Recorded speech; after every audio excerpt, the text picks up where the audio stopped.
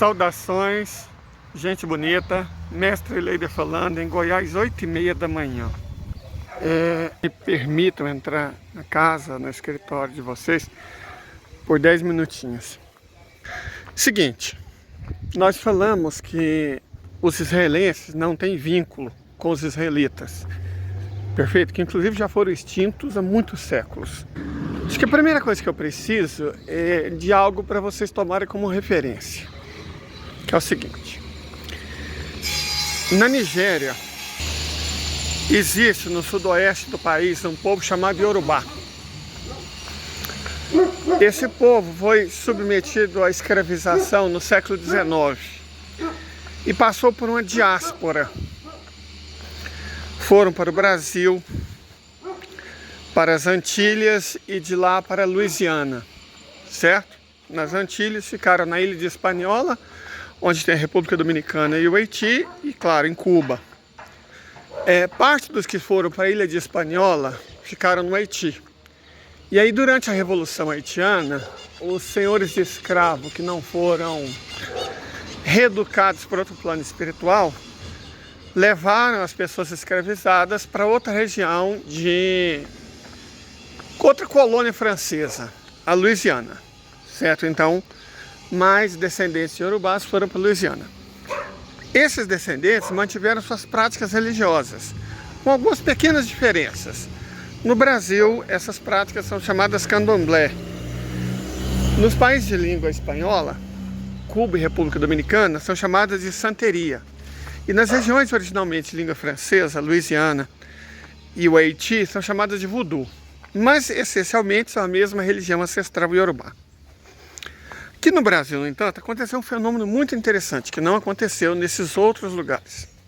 Pesquisa recente no estado de São Paulo mostrou que a maior parte dos praticantes de religião de matriz africana são, na verdade, brancos, certo? Praticam umbanda e candomblé.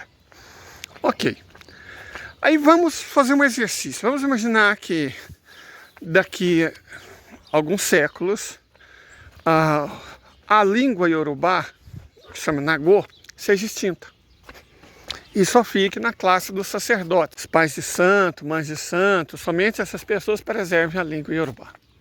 E vamos imaginar que aqui 500 anos, a maior parte, mantém-se a tendência. Então a maior parte, a quase totalidade dos praticantes do candomblé sejam brancos, certo? Brancos paulistas. E aí eles resolvem voltar para a terra ancestral deles, a terra ancestral da nação iorubá. E eles voltam, argumentando que, séculos atrás nosso povo foi expulso daqui, foi escravizado. Mas nós estamos voltando para a nossa terra ancestral, os brancos. Porque nós pertencemos ao povo iorubá. A evidência disso é que nós praticamos a antiga religião iorubá. Uau! Fez muito sentido, não fez?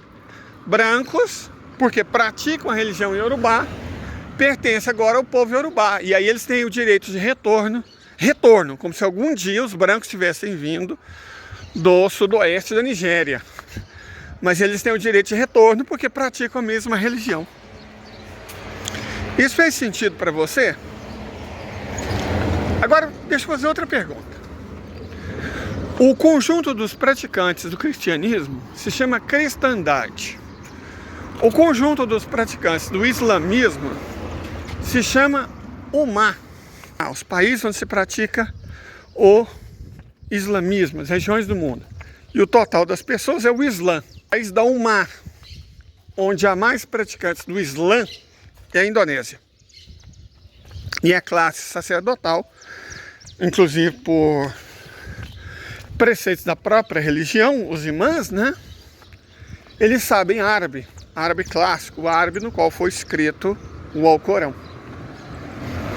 Eu pergunto a vocês, pertencer ao Ummah, pertencer ao Islã, saber falar árabe, torna algum indonésio ou malaio árabe? Torna eles etnicamente árabe? Deixa eu mostrar rapidamente uma foto de um árabe típico moderno e de um indonésio típico moderno. Rapidinho.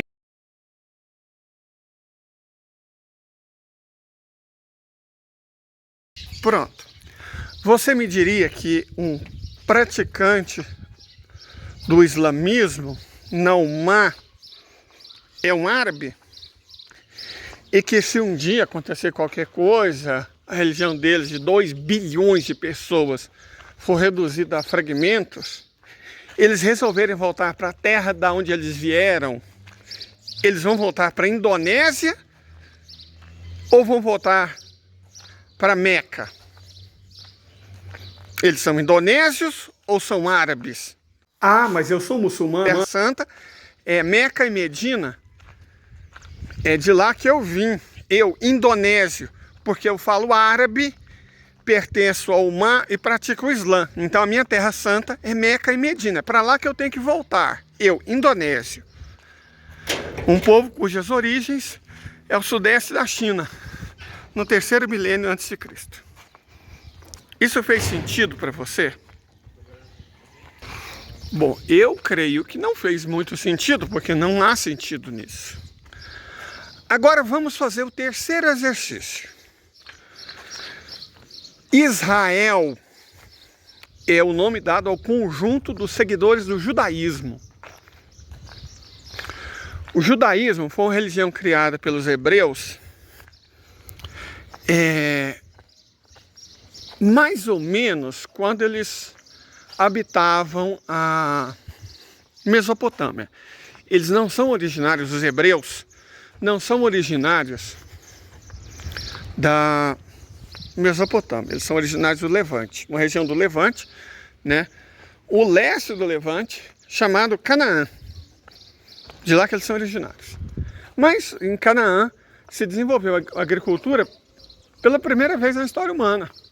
Então a maioria dos habitantes tornou-se agricultores. Foi lá também que se domesticou animais. Então as populações privadas das melhores terras resolveram criar rebanhos. E rebanhos são nômades. Eles se tornaram nômades, foram parar na região de Ur, na época uma cidade caldeia, né? Também um povo semita, mas acabaram sendo expulsos de lá, mais ou menos uns 3.500 anos atrás. Voltaram e constituíram um mito fundador de que havia um certo Abraão, que foi o escolhido por Deus, que aquela terra deles era não sei o que era o Deus único. Criaram esse mito fundador. Depois, por questões outras, foram parar no Egito. No Egito, eles arrumaram um líder chamado Moisés. Esse líder chamado Moisés conduziu 500 mil de pessoas, abriu o Mar Vermelho em 2. Mar Vermelho é uma fenda tectônica.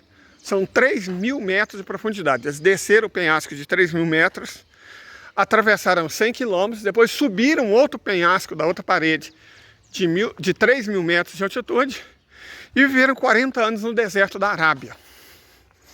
Depois tomaram Canaã. Perfeito.